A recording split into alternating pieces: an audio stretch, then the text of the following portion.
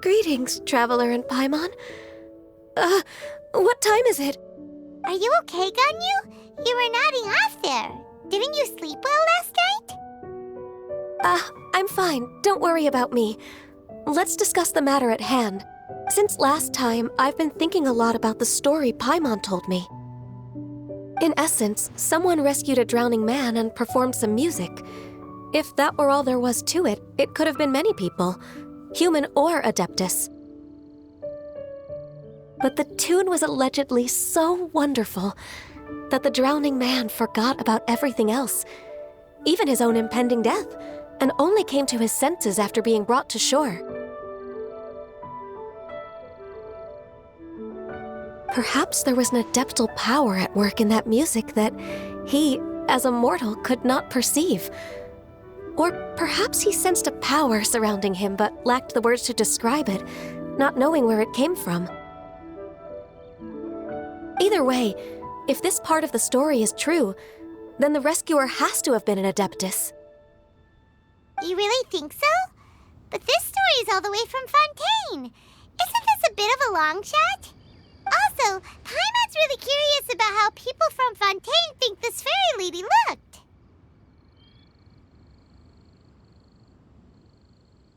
Ooh, like a crystal fly's wings? That would be pretty cool. But Paimon definitely can't imagine any of the Adepti looking like that. Actually, Ganyu, if you had to save a drowning person, how would you go about it? Huh? Me? Well, I'd get them to the shore, and then I'd probably hide behind a tree and watch them for a while. Once I was sure that they were going to be okay, I'd slip away without a sound.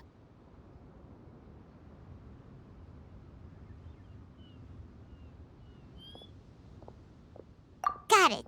So basically, Ganyu's the type of person who doesn't like taking credit for her good deeds. No, it's not like that. I'm just not very good at explaining things.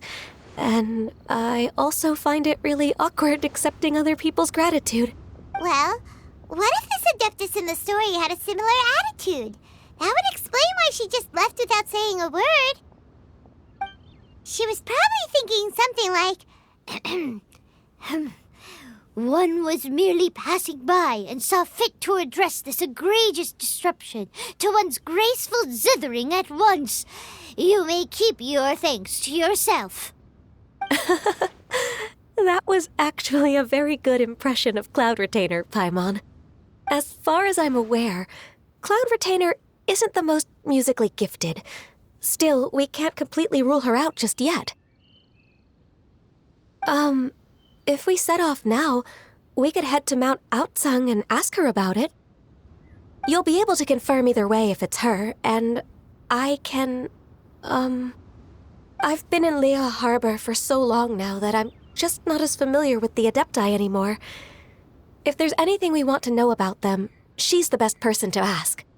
Sounds great! And we're pretty close with Cloud Retainer by now, so we probably don't even need to bring her food this time, right? I've prepared a gift for her to mark the festival, just in case. However, Cloud Retainer spends most of her days studying mechanisms in her abode. She's on her own so much of the time that the moment she has someone to chat with, she just... Never mind. I promised I'd help Mr. Dvorak, and now that I've made the contract, I can't be having second thoughts. Traveler? Paimon? Let's set off for Cloud Retainer's abode. Seems like this is a tough decision for Ganyu, but she's made up her mind now. Paimon gets why she'd be so anxious. Okay, how about this? If Cloud Retainer tries to start telling stories about her again this year, we should pipe up and change the topic. Wait, did she leave already? Hey, Ganyu, wait up!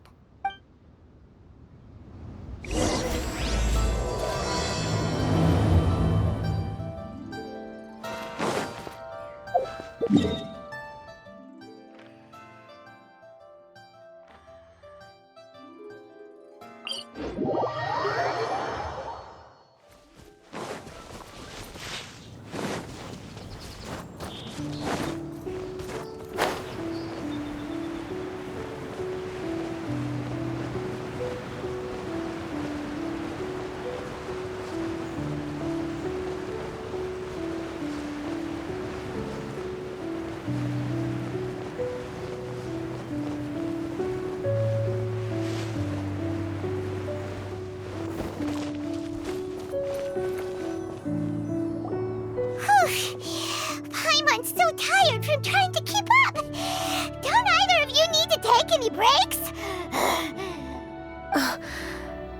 I can't believe it.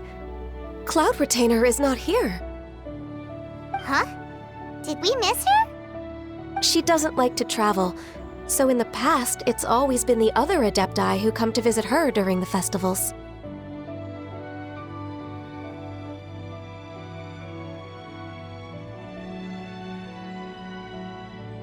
Somehow Paimon doubts that anything could cause serious trouble for her. True.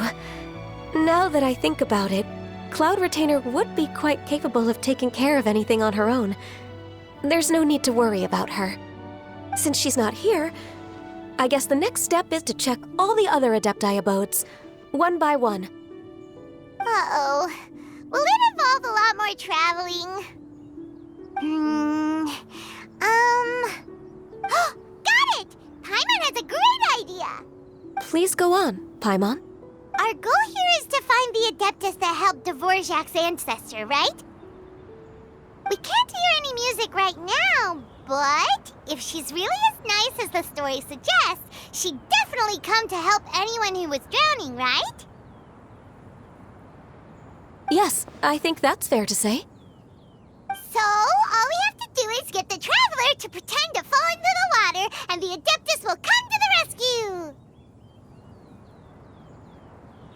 You know perfectly well that Paimon can't swim! Paimon would sink like a rock!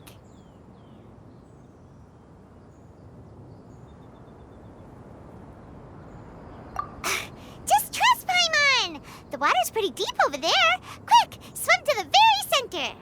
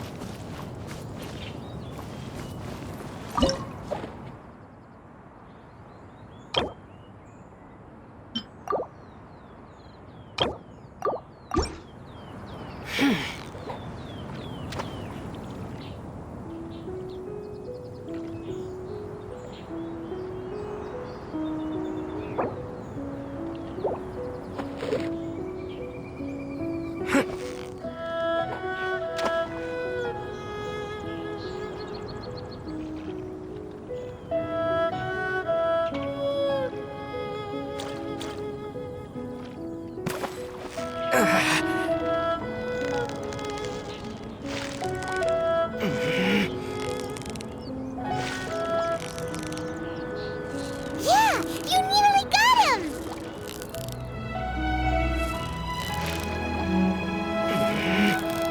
Wow, Paimon's stomach is rumbling already!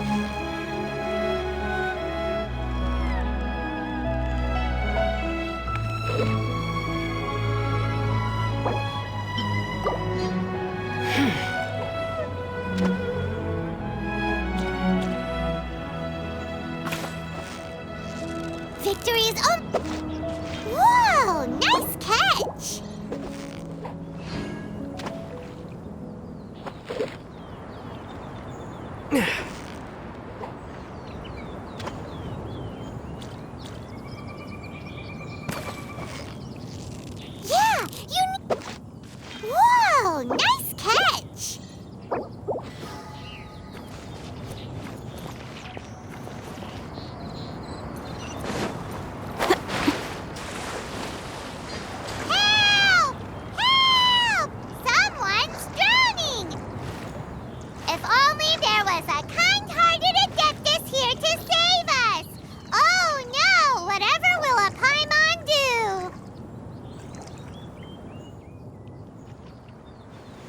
What is going on?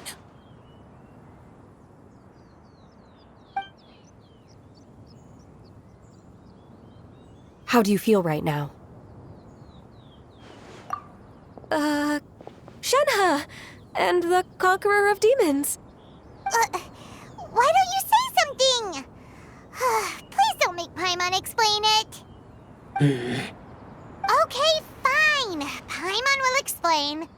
We're looking for an Adeptus who's good at being a lifeguard and playing music.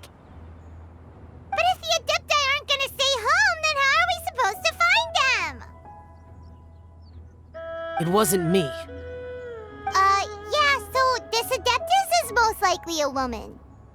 And I am not an Adeptus, as you both already know, Traveler and Paimon. Okay, so this is Paimon's fault. No way Paimon would have suggested this idea if she'd known how awkward this was gonna be.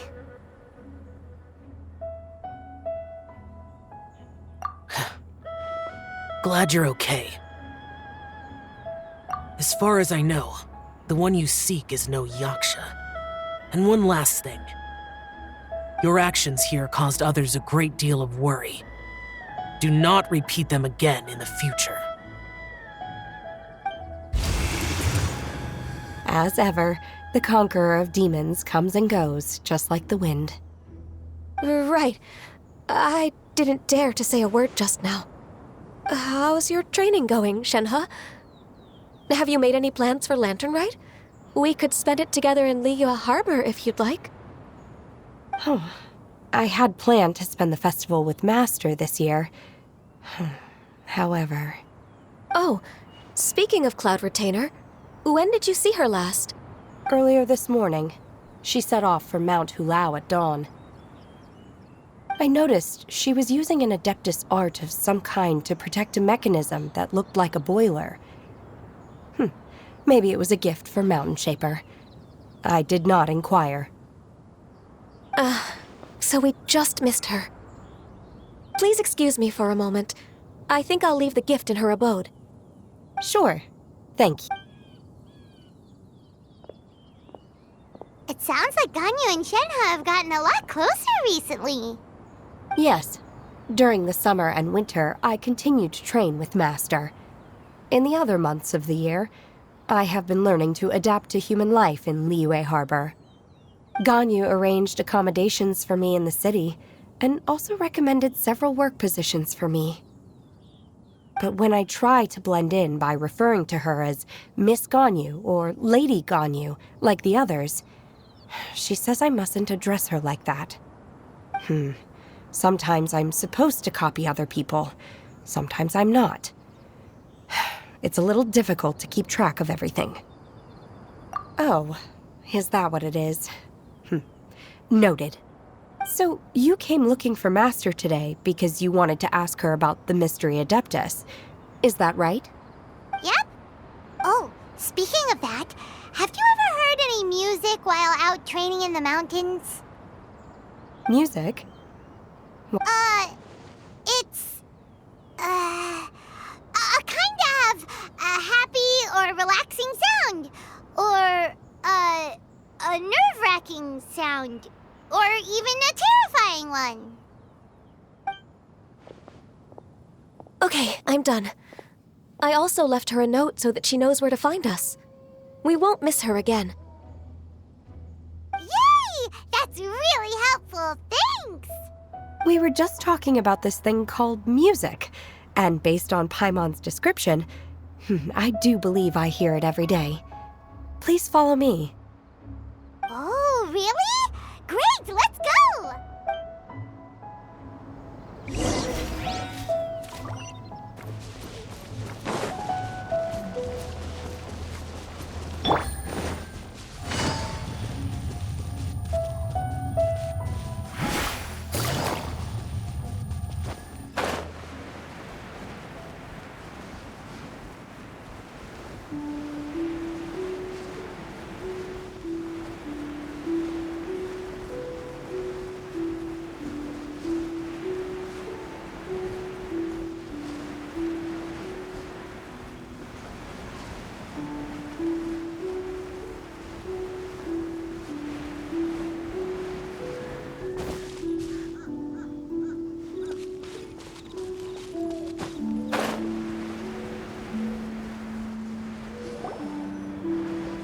This is the place. I enjoy training here to the sound of music.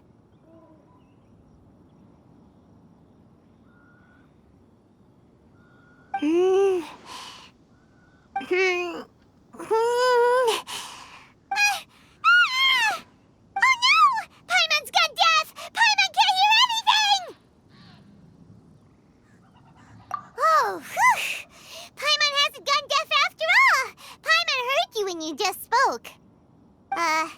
Anyway, where is this music?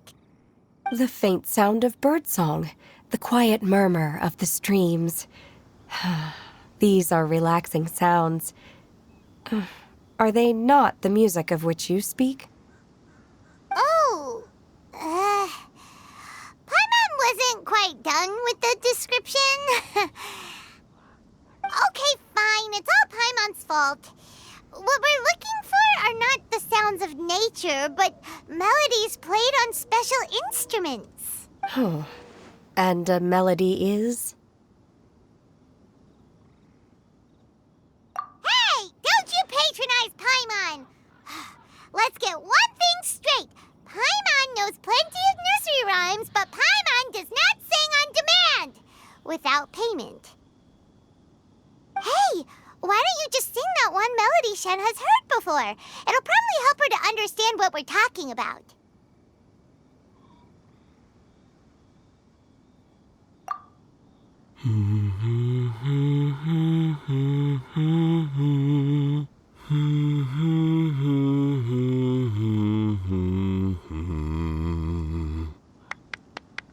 Oh, was that from the opera that Yunjin sang? That was a melody, and melodies can be called music. It felt like I was transported back to the past. In my mind's eye, I could see the Zhao lanterns lighting up the night sky again. We're all there, raising our glasses and drinking to our heart's content on the Jade Chamber. As I watched Yunjin's performance, I felt a warm sensation in my heart. And as the drink reached my stomach, it went from warm to hot. When you hummed that melody just now, feelings from a whole year ago came right back to me, as strong as they were on that day. So that's the power of music. Wow, Shenhe. That was so deep! Music definitely has the power to bring up memories. It's like a time capsule with all the special moments from our lives squished inside. What about you, Ganyu? Are there any melodies that have left a deep impression on you? I don't remember if my parents ever sang any lullabies to me. I know some local folk songs, and a few other things come to mind too. The songs of the sailors down at the docks, the little ditties that the vendors call out in front of their beloved shops, the tunes of folk artists performing on the streets. Yes, that's right. In the past, whenever I heard the sound of those tunes, I always felt that they were worlds apart from me. Nenny and Liyue probably view me as a non-human, and they are right, in the sense that I never could connect with humans' artistic expression and their sentiments. So I haven't been able to integrate into their community and be a part of their lives. At least, that's the view I held in the past. Only more recently did I start to realize that the only barriers are ones that I have erected with my imagination. The way those melodies make me feel isn't all that different from other people after all. They're about mundane details of everyday existence. Life's ups and downs, joys and sorrows. Even though we come from different backgrounds and have different stories to tell, when it comes down to the most common things that we see and experience around us each day in the city, in that sense, we're all the same.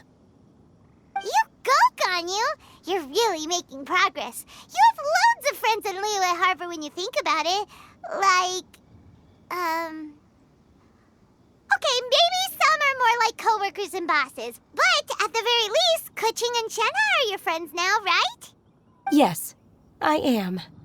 Technically speaking, We should refer to each other by the conventional forms of address used among fellow disciples. But now that I know what constitutes a friendship, Thank you, everyone. once the days are warmer, I would like to host you at my home in the city. Please invite Kuching as well. I've planted many types of flowers.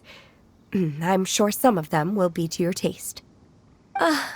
You are too kind. I couldn't possibly. Nonsense. You are my friend. I have cultivated and cared for the flowers just as you taught me. Once you've seen them for yourself, I am sure you can advise me how to do an even better job next time. I will save some for decoration. We can feast on the rest. Then, thank you in advance. Wait, what is that saying again? If you insist? Do people say that? I'm not completely sure either. It doesn't matter, okay? You got the point across. No need to split hairs. Paimon's more concerned about your idea of a girls' night out. Eating flowers? Really? Does this have anything to do with you both being the disciples of that illuminated bird? Who dares refer to one not by one's Adeptus title, but merely as that illuminated bird? Master, Our greetings, Cloud Retainer. Ah! There it is! The illuminated bird has landed! Double humph. Now she has the gall to use it rather than she, even after being chastised once already? Barely a moment has passed since we last met, and yet your impertinence has reached new heights. Very well. If you refuse to learn your lesson, one shall scold you no further. One has received your message from Ganyu. On the matter of the Adeptus you seek, one suspects to know their identity. Well, shall one lead the way? I still have to complete my training for today, so I will bid farewell to everyone here. Very well. Await my arrival at one's abode later this night. On this special occasion, you should indulge yourself with some savory dishes. If you want to release a Shao Lantern, come and find us anytime. Thank you, everyone. Happy Lantern Rite to you too.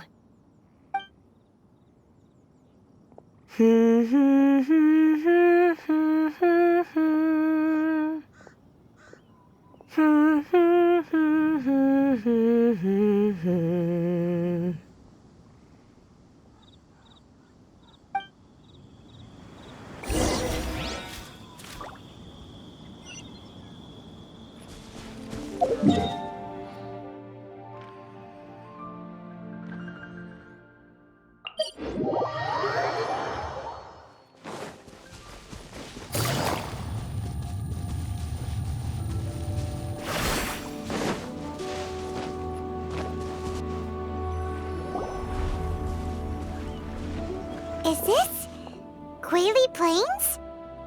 Cloud Retainer, why did you bring us here? Ganyu is of course familiar with the name Guizhong, but have you ever heard of her? Guizhong is another name of Agentis, the god of dust.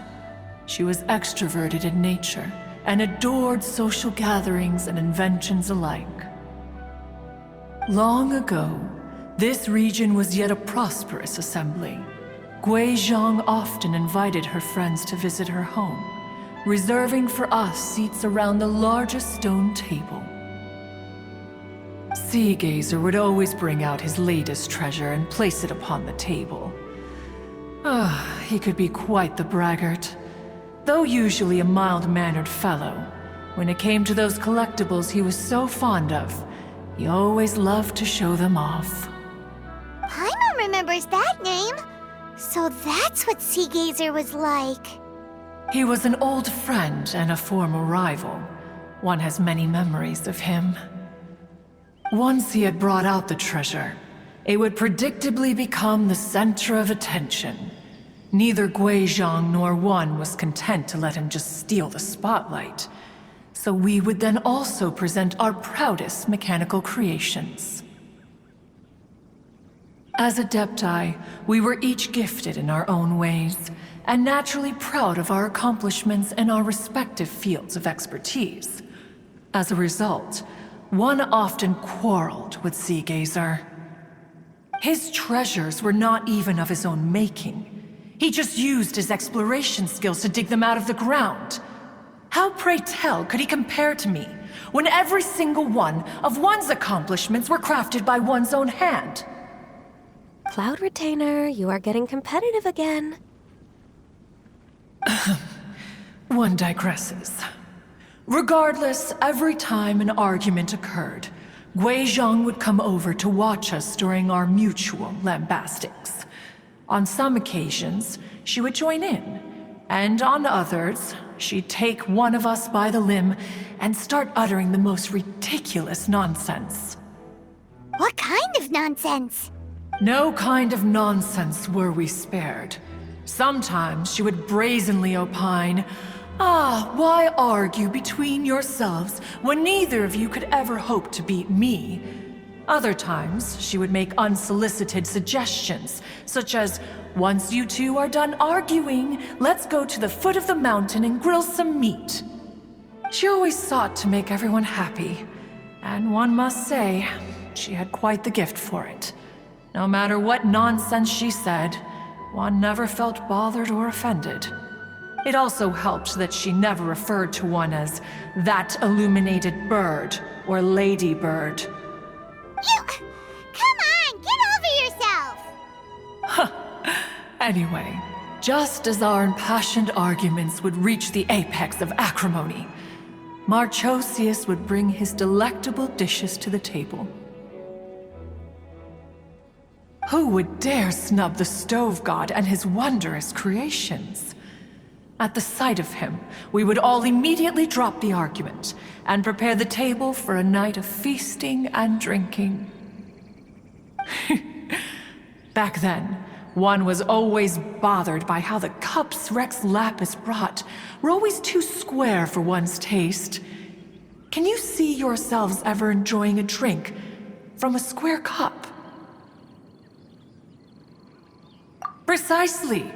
So, as you can see, even one as great as Rex Lapis was not immune to making the occasional blunder. Even One could never find fault with Marchosius's cooking. As we ate, Guizhong would continue to find topics for conversation, filling the table with humor and laughter. Each of those old fossils had their character flaws and points of obstinacy.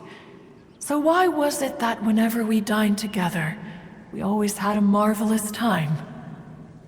We would drink together from a spot high in the mountains, until the moon set and the sun rose, and only then would the banquet finally come to an end. Streetwood Rambler would often remain to admire the flowers with Guizhong, before returning to her own abode. The glaze lilies were far more abundant back then. Entire fields of them would appear to the eye as a veritable sea of flowers. Streetward Rambler? That would be Ping. You probably know her as Madam Ping. Oh, okay. Wait, this is a lovely story and everything, but didn't we come here to find that Adeptus from Mr. Dvorak's story? Or are you saying that it was Guizhong? Didn't she, already, Alas, long has one avoided this place for precisely that reason. The sights here are a reminder of a time long gone. One should have guessed that you would disrupt one's poignant moment of mourning with your incessant questioning. No matter, one will share the whole story with you now. In times gone by, one quarreled oft with Guizhong concerning mechanical principles. We each had our ideals, and neither would yield. Under the pretext of a social gathering, one invited the impartial Rex Lapis to judge the quality of our creations. But Rex Lapis declared that Gui Zhang's Obscuro Vulpus mechanism was superior. Though one was too proud to acknowledge it, in one's heart, one knew that Gui Zhang was indeed the superior talent in the mechanical arts. As for the story between Gui Zhang and Streetward Rambler, that begins with a certain bell. In Gui Zhang's opinion, while mechanisms were no substitute for human composers, they were yet capable of producing simple but fine melodies.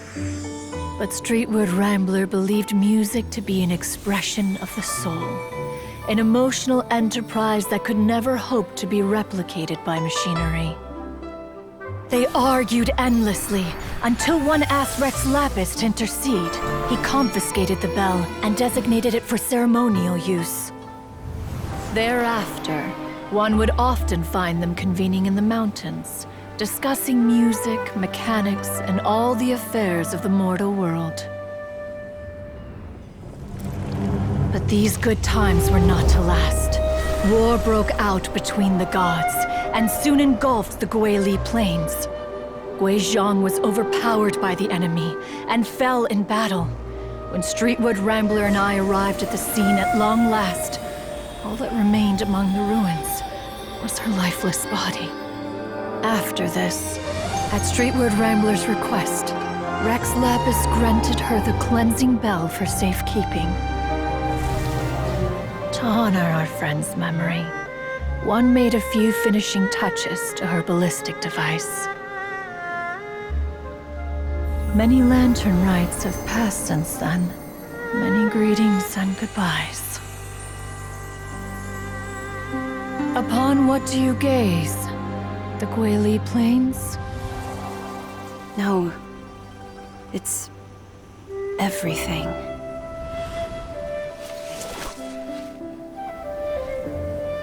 We think of human life as like a lantern that's lit one minute and extinguished the next. But are we Adepti so different? Perhaps as dust settles after a storm, we too must one day return to the world below. One has always been austere and private by nature, and has never relished socializing. One's dealings with Gui Zhang were born out of discussions on the discipline of mechanics. What? You have loads of friends, and you seem pretty chatty. Just because one is not ignorant of social graces does not mean one is fond of them. One is perfectly capable of partaking in conversation despite being introverted. But in the end, one is nothing like Streetwood Rambler. She is dauntless but thoughtful, not to mention eloquent and wise. Moreover, her friendship with Gui Zhang was far greater than one's own. Back when they were rivals, they would often compete against one another in the realm of musical composition. That cleansing bell was one of Gui Zhang's proudest works, having the ability to both compose and perform. Wait, that's weird. Didn't Madame Ping say she pestered an old friend for that bell? And she also said something about being a vain beauty when she was young or something. Streetward Rambler, a vain beauty. My foot. That bell has a sad history. Clearly, she refrained from sharing with you the truth of its origins, since the right time had not yet come. As for her old friend, who else could it be? As soon as Streetward Rambler heard that a certain Zhang Li wished to borrow the bell, she realized that the man was none other than Rex Lapis, and that he had made an enormous decision. After all, we all have known each other for several millennia. Some things between us are implicitly understood. Whoa! So they were talking in secret code? Oh, Paimon did not see that one coming. Enough of your intrusions. Where was one up to? Ah, yes. One remembers now. The cleansing bell is powered by a mechanical art and can be used to great effect as an accompanying instrument. After the passing of its creator, it was used on numerous occasions during rites of parting. But Streetward Rambler did not acquire it from Rex Lapis for the purpose of producing further funerary tunes. No. Each time she rang it, it was to play the tune that Guizhong composed on it. The two once clashed over their beliefs about the meaning of music. Who would have thought that with Guizhong's passing and Streetward Rambler's mourning, two tunes composed in discord would eventually become one harmonious composition?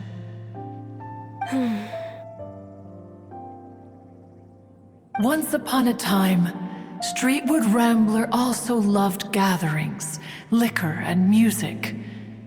But after Guizhong passed, she preferred her own company. She could often be found sitting alone at a mountain summit, contemplating and reminiscing with her zither.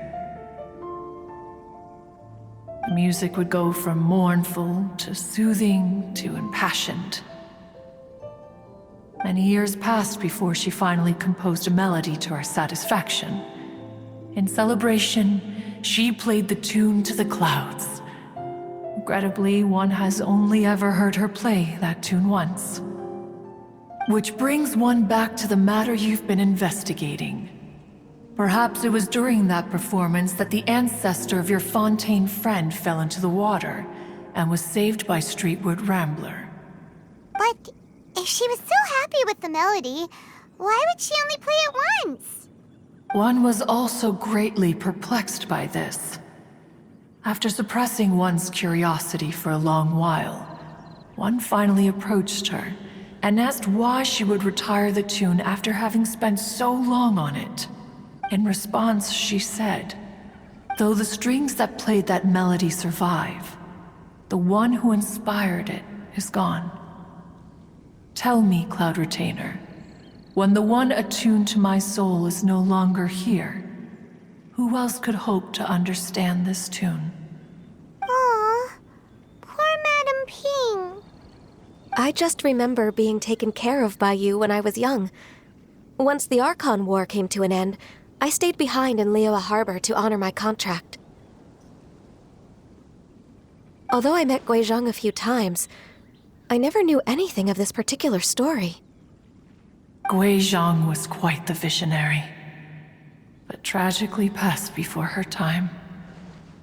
Her manuscripts still lie unfinished in the realm of clouds. Blank pages give one cause for contemplation on what might have been. Had you not decided to search for that mystery Adeptus, perhaps these stories too would have been lost to the sands of time. As of now, you know the truth. That the Adeptus who rescued the drowning man was none other than Streetward Rambler. Do you intend to discuss this with her? Do you mean Ping might find the topic too distressing? Precisely. The passing of our old friend is a heavy topic that both of us are usually careful to avoid. If I may be so bold, Cloud Retainer, could it be that this is just your own personal opinion? Oh? How so? I've been in Liyue Harbor for quite a long time now, and I've witnessed many farewells along the way. So I, too, am well acquainted with the pain of the passing of a loved one. But this doesn't bring the city or its people to a standstill. They have to keep moving forward.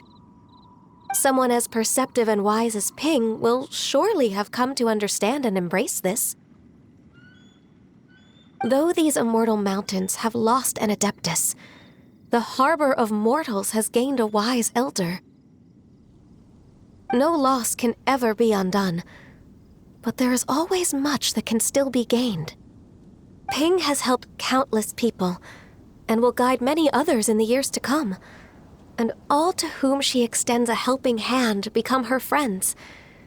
People she can admire flowers and discuss music with. Though it is heartbreaking to lose a kindred spirit, life goes on because there are new friends waiting for you further down the road. We even asked Madame Ping what she thought about adding a music festival to this year's Lantern Rite. When we get back, why don't we just ask her if she'd like to perform? Maybe we can even get her up on stage. You youngsters and your imaginations. Why don't you come with us? It's been a long time since you last spoke with Ping, and Liyue Harbor is always decorated so beautifully during the festival period. Is not every Lantern Rite the same in this regard? Were there ever anything new to discuss? One in Ping could meet any day of the year. I disagree. Each new day and each new year is different from those that have come before. How long will you simply let them pass you by?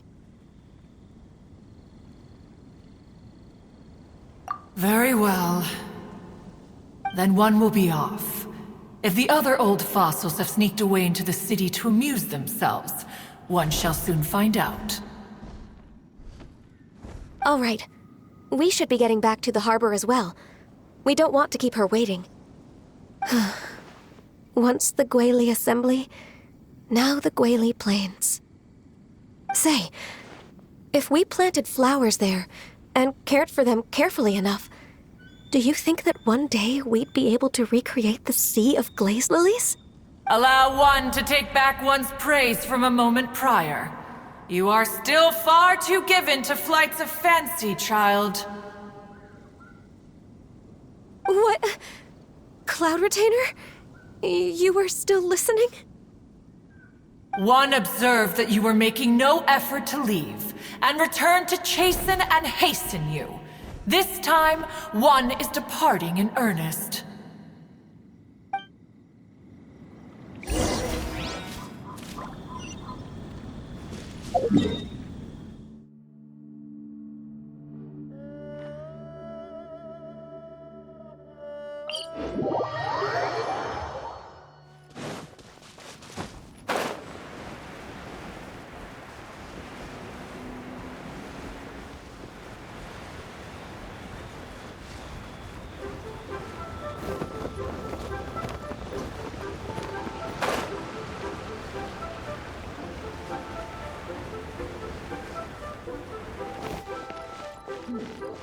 This is a peaceful neighborhood. Whoa! Madame Ping? And Cloud Retainer? It appears you made haste after all. One arrived but moments before you. Oh, bless my soul. To what do I owe the honor? How nice of you all to come and visit me. Miss Illuminated Bird, haven't you said anything yet? Said what, precisely? And why should one be tasked with saying it? 'Cause you're the one who's known Madame Ping the longest. Street word. Or rather, presumably, you would prefer to be addressed as Ping? Oh, Cloud Retainer, you are uncommonly polite today.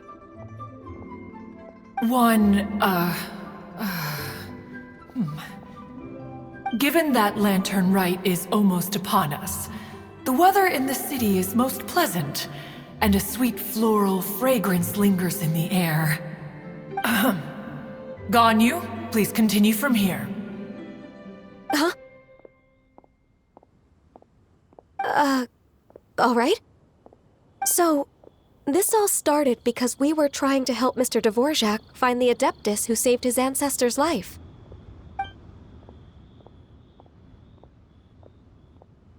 Cloud Retainer informed us that the one who played that melody and rescued the drowning man was none other than yourself. Let me think. Yes, I do believe I recall that encounter. What a long time ago that was. I'm surprised that you still remember it. Even more astonishing, perhaps, is the fact that this story has survived this long at all, when mortal lives are so very brief. It appears that she has proven herself right once again. Who's she? We like to call her Guizhong. From the look in Cloud Retainer's eyes, I sense that she has already told you all about her. Albeit reluctantly, one might add. There is no harm done. After all, Lantern Right's very purpose is to commemorate the heroes who gave their lives for Liyue. Although Guizhong did not live to see the splendid sights of today, she was as much a hero as any other. So how has she proven herself right again exactly? Once upon a time, she said to me that humans were a weak form of life that she wished to protect with her wisdom. But as she interacted more and more with them, her opinions on them began to change. She marveled at the beautiful complexity of their spirits, the sheer splendor of all they could accomplish through their hard work and intelligence. She told us that to underestimate human potential would be to make a grave mistake. With the smallest amount of guidance, enormous power can be unleashed in them. And a human who has reached their full potential may well be her equal. Someone who could have as much to teach an Adeptus as to learn from them. She always had a way with words. That her mechanical accomplishments were judged superior to one's own was, one suspects, in large part due to her sheer eloquence. Speaking of mechanics, Cloud Retainer, do you still remember that potted plant mechanism? The one that the two of you gave me as a gift? Of course. Guizhong and one both put an immense amount of effort into that gift. It would be no overstatement to call it a testament to each of our individual technical genius. As Guizhong once said, it takes every blade of grass and every flower to make a homeland.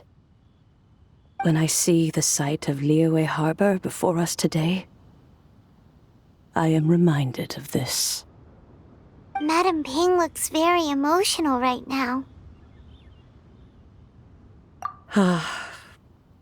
Of all of us, it was Guizhong who was the fondest of these grand and exciting occasions. If she were still with us, I'm quite sure she would still be trying to best Cloud Retainer's finest works at every opportunity. Liyue Harbor is always filled with the sound of music at this time of the year. If she were here, one is certain that she would seek you out to discuss and debate the virtues of various melodies. Oh, yeah! Music! We've been dying to ask.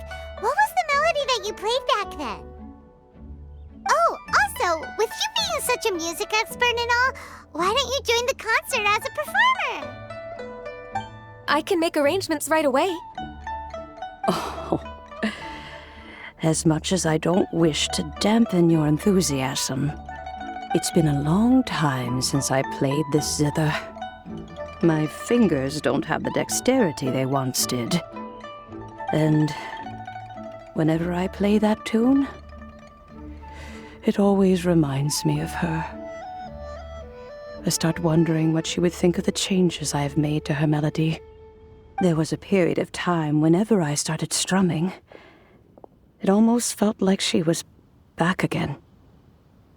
Sitting right there on the stone stool next to me, chatting away. Skybracer and Seagazer too, looking just like they did in the old days. No matter how much time goes by, the moment that melody starts playing, it transports me right back to that time in my memory. So the past still weighs heavily on your heart? No, I would be lying to myself if I claimed to have completely moved on. But that is not to say that grief doesn't get easier with time. Despite the sadness, I have found many things that bring me joy in life. It is simply the nature of the world in which we live that even if one wished to mourn for an eternity, it would be a nigh impossible feat. Just look at this potted plant. Isn't it stunning? It takes an honest and open mind to confront and conquer grief. You have indeed made progress. Be that as it may, I shall leave the lantern rite stage to the youth of today. Well, if you're sure. Granny! Whoa, what's everyone doing here? Did something bad happen?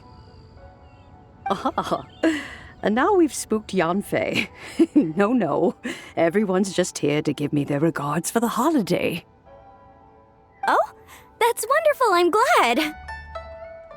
Well, in that case, happy Lantern Rite, everyone! Happy Lantern Rite. Oh, I just remembered that I have some, work to do at Yuehai Pavilion that I need to discuss with Yanfei. I haven't been able to find a chance until now. I will leave Mr. Dvorak in your capable hands. Cloud Retainer, Ping, we will be off for now. Huh? Does it have to be right now? Which case is this again? Hey, Ganyu! It seems Ganyu still has much to learn when it comes to the art of deception. What a pity. She has learned nothing of one's ability to carry a conversation. Since it's been so long, Cloud Retainer, why don't you stay? I'll make a cup of tea and we can chat a while. Gladly. This was one's intention as well. When you next see the Fontaine musician, please give him my regards. I'd like to wish him the very best with the concert. You got it, Madam Ping. Thank you all. I think you've listened to enough of my nattering for one day. As for that melody, I will play it for you all another time. Goodness knows I need to practice it first. Wow, that'd be great! We'll look forward to it. When that time comes, wherever her spirit may be among the countless grains of sand and specks of dust between the harbor and the mountains, perhaps she will look at the Liyue of today and steal a smile when she sees the prosperous land that it has become. All right, let's go tell Mr. Dvorak the news. Ping, what say you to convening more often in the future? That would be quite wonderful. But I must say, after all this time, I've grown quite accustomed to the harbor. When we are to meet, I shall have to trouble you to make the journey to the city. You sound just like Shenhe. The child is constantly telling one all sorts of stories from the city, as if one was partial to them.